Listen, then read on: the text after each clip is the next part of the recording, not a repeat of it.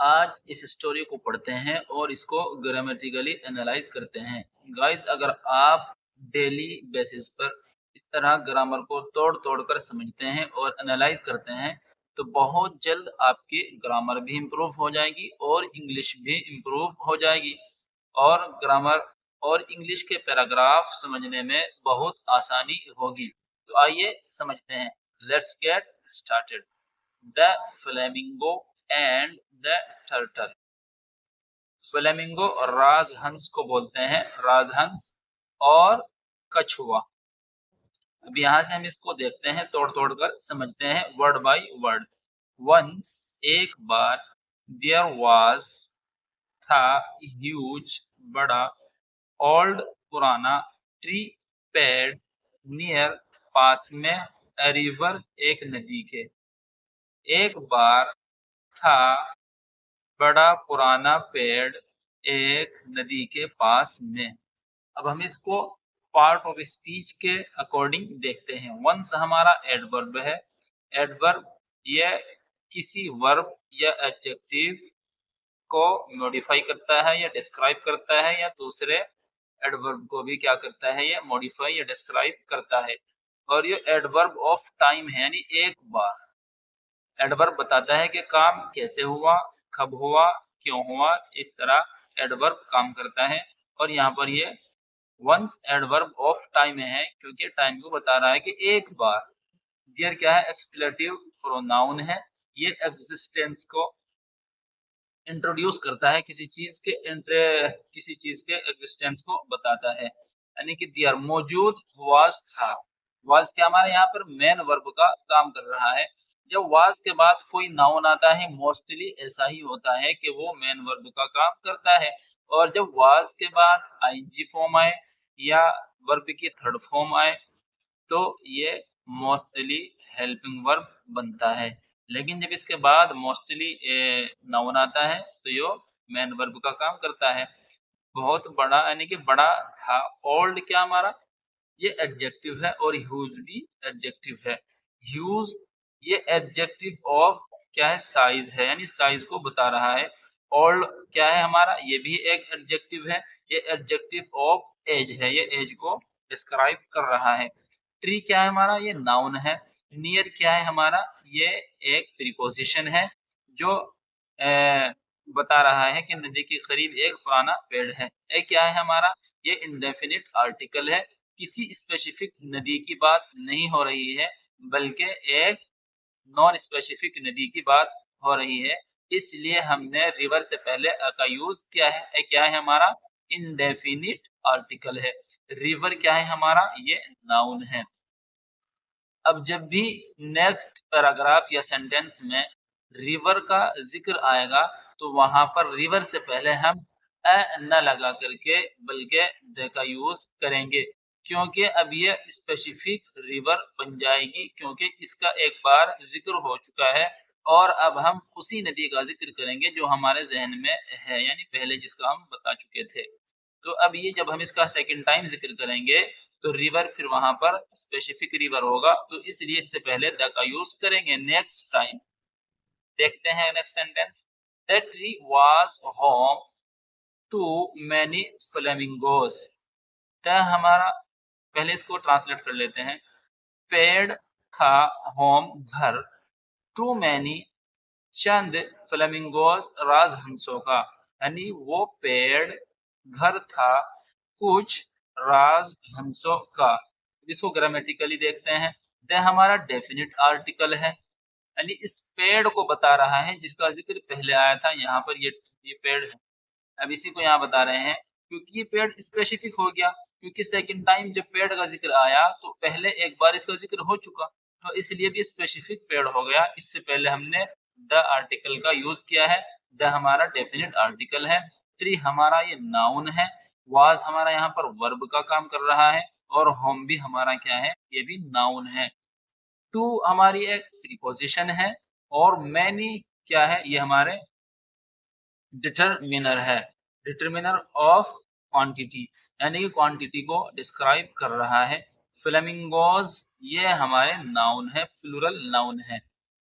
Next sentence देखते हैं। इन a whole एक होल में, सुराख में, अंडर द ट्री, पेड़ के नीचे, देयर लिव्ड ए स्नेक, रहता था एक सांप। ये ट्रांसलेशन हुई। अब हम इसको ग्रामेटिकली तोड़कर समझते हैं। इन हमारी प्रीपोजिशन है, ए इंडेफिनिट आर्टिकल है जो एक नॉन स्पेसिफिक होल को बता रहा है।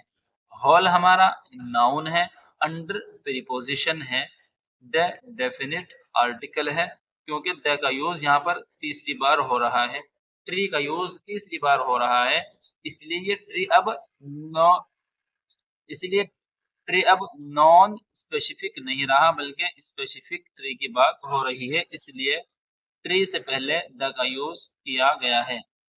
देयर एक्सप्लेटिव प्रोनाउन है, ये एग्जिस्टेंस को शो करता है, यानी रहता था, मौजूद था, इसको एक्सप्लेटिव प्रोनाउन बोलते हैं देयर को। लिव्ड ये हमारा मेन वर्ब है और पास्ट में यूज हुआ है, ये हमारे वर्ब की सेकंड फॉर्म है। ए इंडेफिनिट आर्टिकल है, किसी स्पेसिफिक सांप की बात नहीं हो रही है बल्कि नॉन स्पेसिफिक सांप को बता रहे हैं। स्नेक ये नाउन है। Whenever a flamingo chick strayed away from their parents, इसको ट्रांसलेट करते हैं। Whenever जब भी, whenever का मीनिंग क्या है, जब भी, a flamingo chick एक राजहंस का चूजा, चिक कहते हैं चूजे को, छोटे बच्चे को, राजहंस जो होता है उसका जो बच्चा होता है, यानी कि फ्लेमिंगो चिक राजहंस का चूजा, स्ट्रेड भटक जाता, अवे दूर, फ्रॉम देयर पेरेंट्स अपने पेरेंट्स से, जब भी उनका चूजा अपने पेरेंट्स से भटक जाता। अब इसको हम ग्रामेटिकली देखते हैं। व्हेनेवर क्या है हमारा, सबऑर्डिनेटिंग कंजंक्शन है जो दो एक स्पेसिफिक सेंटेंस को नॉन स्पेसिफिक सेंटेंस से जोड़ता है। व्हेनेवर क्या है, ये सबऑर्डिनेटिंग कंजंक्शन है। ए इंडेफिनिट आर्टिकल है, फ्लेमिंगो नाउन है, चिक भी नाउन है यानी चूजा है, ये किसी भी चीज के नाम को नाउन कहते हैं। स्ट्रैड हमारा मेन वर्ब है जो कि सेकंड फॉर्म है, पार्ट सिंपल सेंटेंस में यूज की गई है। अवे एड वर्ब है, अवे हमारा एड वर्ब है जो कि मॉडिफाई कर रहा है स्ट्रैड को, और एडवर्ब वही होता है जो किसी नाउन, एडजेक्टिव या दूसरे एडवर्ब को मॉडिफाई या डिस्क्राइब करता है। यहाँ पर ये वर्ब को मॉडिफाई कर रहा है, यानी कि वो भटक गया था, कहाँ, दूर, तो एडवर्ब हुआ। फ्रॉम प्रीपोजिशन है। देयर क्या है, पॉसेसिव प्रोनाउन है। देयर पेरेंट्स, पेरेंट्स क्या हमारा प्लूरल नाउन है। देयर को डिटरमिनर भी कहते हैं, ये पॉसेसिव प्रोनाउन की तरह काम कर रहा है। द स्नेक एट इट, सांप एट खा लेता था, इट इसको, जिस जो चूजा भटक जाता था उसको खा लेता था। द हमारा डेफिनिट आर्टिकल है। अब यहाँ पर स्पेसिफिक सांप की बात हो रही है क्योंकि फर्स्ट सेंटेंस में जब स्नेक का जिक्र आया था तो स्नेक वहां पर नॉन स्पेसिफिक सांप था। अब जब सेकंड टाइम इसका हम जिक्र कर रहे हैं तो ये अब स्पेसिफिक सांप बन गया, इसलिए इससे पहले द डेफिनिट आर्टिकल का यूज किया है। द स्नेक एट खा लेता इसको। एट हमारा पार्ट सिंपल सेंटेंस में यूज किया गया है, ये वर्ब की सेकंड फॉर्म है, मेन वर्ब है। इट हमारा प्रोनाउन है जो कि ऑब्जेक्ट है। वंस एक बार, ए फ्लेमिंगो फादर एक फ्लेमिंगो राजहंस फादर, सो देखा, राजहंस के फादर ने देखा, द स्नेक सांप, ईटिंग खाते हुए, हिज बेबी उसके बेबी को। एक बार फ्लेमिंगो फादर ने देखा सांप को खाते हुए उसके बच्चे को। इसको ग्रामेटिकली तोड़ते हैं। वंस हमारा एडवर्ब ऑफ टाइम है यानी कि एक बार। ए इंडेफिनिट आर्टिकल है। फ्लेमिंगो हमारा क्या है, नाउन है। फादर क्या है, ये भी नाउन है। फ्लेमिंगो एक एडजेक्टिव नाउन कहलाएगा क्योंकि ये फादर को एडजेक्टिव को मॉडिफाई कर रहा है। सो हमारा मेन वर्ब है, वर्ब की सेकंड फॉर्म है, पास्ट सिंपल सेंटेंस में यूज की गई है। द डेफिनिट आर्टिकल है, स्पेसिफिक सांप की बात हो रही है। स्नेक हमारा नाउन है। ईटिंग प्रेजेंट पार्टिसिपल है यानी कि करते हुए देखा किसी काम को। तो ये हमारा प्रेजेंट पार्टिसिपल है, यानी कि किसी काम को हाल ही में वर्तमान काल में ही होते हुए देखा गया। हिज क्या है? डिटरमिनर है, पॉसेसिव प्रोनाउन है, बेबी हमारा क्या है? नाउन है। नेक्स्ट सेंटेंस देखते हैं। He was in a great sorrow and started weeping loudly. He was वह था, in a great sorrow एक बड़े वे बहुत ही अहम और बड़े दुख में, एंड और स्टार्टेड शुरू कर दिया, वीपिंग रोना, लाउडली जोर जोर से। इसको ग्रामेटिकली तोड़ते हैं। ही क्या है? प्रोनाउन है, सब्जेक्ट है। वाज यहाँ पर मेन वर्ब का काम कर रहा है। इन हमारी क्या है? प्रीपोजिशन है। ए क्या है? इंडेफिनिट आर्टिकल है। ग्रेट क्या है? एडजेक्टिव है। सोरो क्या है? नाउन है। सोरो यानी दुख, ग्रेट बहुत बड़ा, अजीम, ये सोरो को, ग्रेट क्या है? सोरो को डिस्क्राइब कर रहा है, इसकी क्वालिटी को बता रहा है सोरो की, और जो नाउन की क्वालिटी को बताए उसको एडजेक्टिव कहते हैं। ग्रेट क्या है? एडजेक्टिव है। सोरो की क्वालिटी, सोरो की बात को डिस्क्राइब कर रहा है। इंडेफिनिट आर्टिकल है। एंड क्या है? हमारा कंजंक्शन है। कंजंक्शन दो सेंटेंसेस को आपस में जोड़ता है। स्टार्टेड क्या है? मेन वर्ब है, वर्ब की सेकंड फॉर्म है। वीपिंग क्या है? ये वर्ब है, पार्टिसिपल, प्रेजेंट पार्टिसिपल इसको वर्ब कहेंगे, और इसको जेरेंड भी बोल देते हैं, यानी किसी काम का होना, यानी कि वीपिंग रोना। किसी ने को शुरू कर दिया, उसने रोना। लाउडली क्या है? एडवर्ब है। एडवर्ब वीपिंग जो प्रेजेंट पार्टिसिपल है इसी को मॉडिफाई कर रहा है, यानी कि वो रोने लगा। किस तरह रोने लगा? लाउडली, जोर जोर से। इसलिए लाउडली क्या है? एडवर्ब है, किसका? वीपिंग का। वीपिंग यानी रोने को क्या कर रहा है? डिस्क्राइब कर रहा है। हियरिंग दिस, ये सुनकर। हियरिंग क्या है? प्रेजेंट पार्टिसिपल है, और दिस क्या है? ये डेमोन्स्ट्रेटिव नाउन है, और ये ऑब्जेक्टिव है हियरिंग का। हियरिंग दिस, ये सुनकर।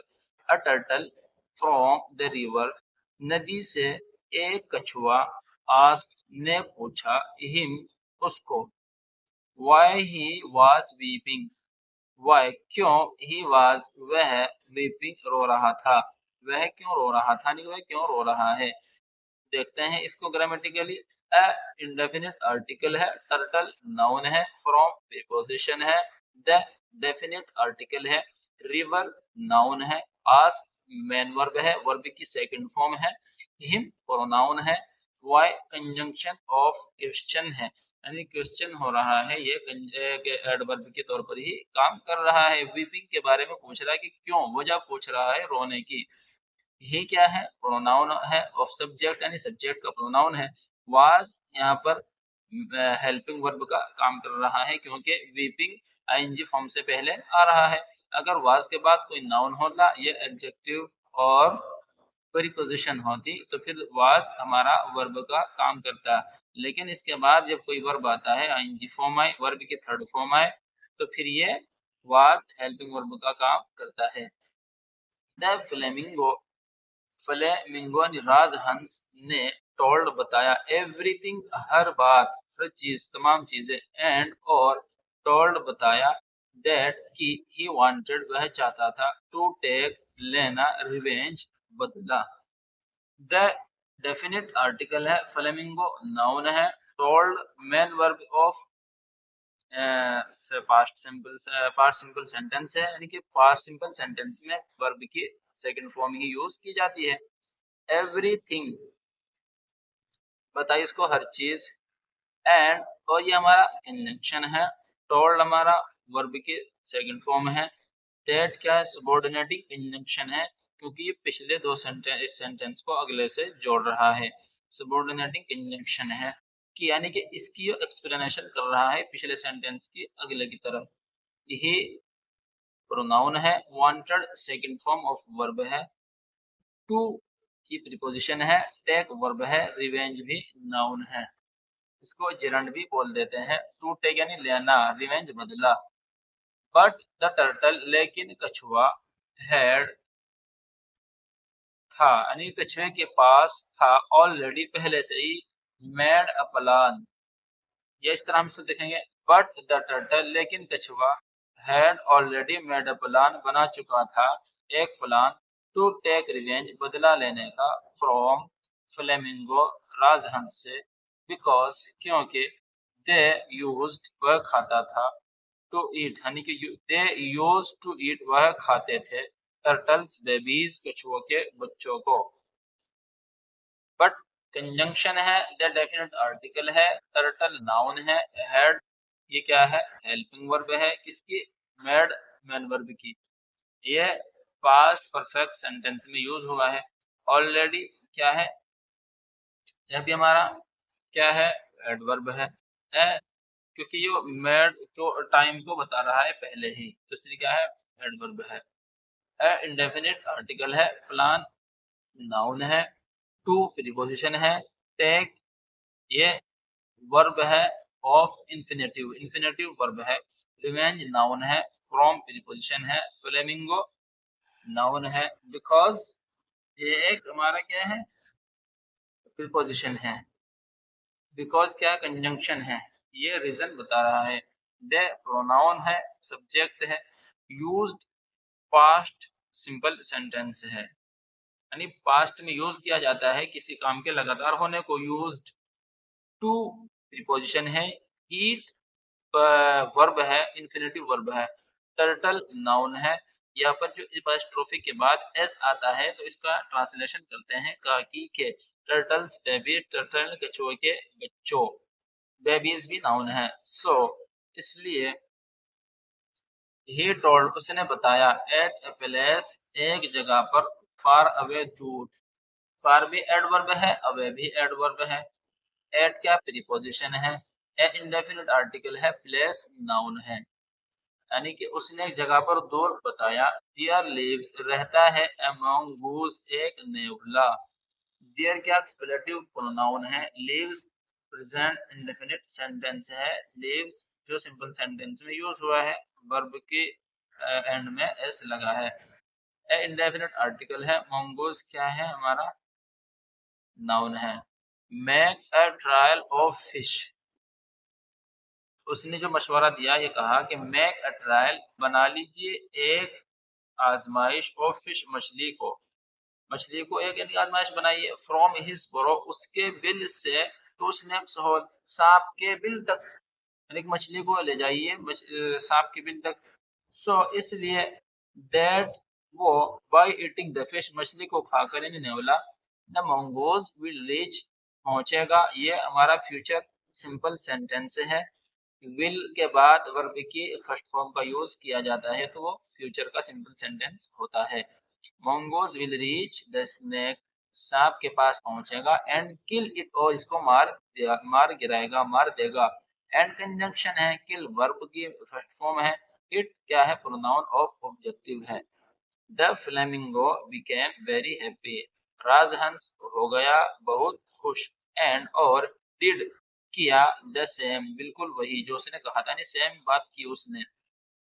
द डेफिनेट आर्टिकल है, फ्लेमिंगो नाउन है, बिकेम वर्ब की सेकंड फॉर्म है, मेन वर्ब है, वेरी क्या है, एडवर्ब है, क्योंकि हैप्पी एडजेक्टिव को मॉडिफाई कर रहा है। एंड क्या है, कंजंक्शन है, डिड मेन वर्ब है, वर्ब की सेकंड फॉर्म है, डू की। द डेफिनेट आर्टिकल है, सेम क्या है हमारा, ये भी एक कंजंक्शन का यहाँ पर हाँ ये एडवर्ब का काम कर रहा है। बट लेकिन आफ्टर किलिंग मारने के बाद स्नेक सांप को, कंजंक्शन है, आफ्टर किलिंग एक प्रीपोजिशन है, किलिंग क्या है यहाँ जिरंड या प्रेजेंट पार्टिसिपल कह लीजिए, मारने के बाद। द स्नेक सांप को, the mongoose soon ate all the flamingos, mongoose soon जल्दी ही एट खा लेता, ऑल द फ्लेमिंगोज तमाम फ्लेमिंगोज को, एंड और द टर्टल लिव्ड सांप कछुआ लिव्ड रहता था, हैप्पीली खुशी खुशी, ये भी हमारा एडवर्ब है, यानी कि लिव्ड मैन वर्ब को मॉडिफाई कर रहा है। एंड फेयरलेसली और बगैर किसी खौफ और डर के, ये भी हमारा एडवर्ब है जो कि रहने को ही मॉडिफाई कर रहा है। एवर आफ्टर के बाद में भी, ये भी एडवर्ब का काम कर रहा है एवर, और आफ्टर भी एडवर्ब का काम कर रहा है। इस तरीके से ये हमारी स्टोरी कंप्लीट हो जाती है। हमने इसको ग्रामेटिकली एनालाइज किया है रोजाना। इसी तरह अगर हम ग्रामेटिकली एनालाइज करेंगे बहुत जल्द हमारी इंग्लिश इम्प्रूव हो जाएगी। और इंग्लिश पैराग्राफ समझने में बहुत आसानी होगी। Thank you so much for watching this video. See you in the next lesson.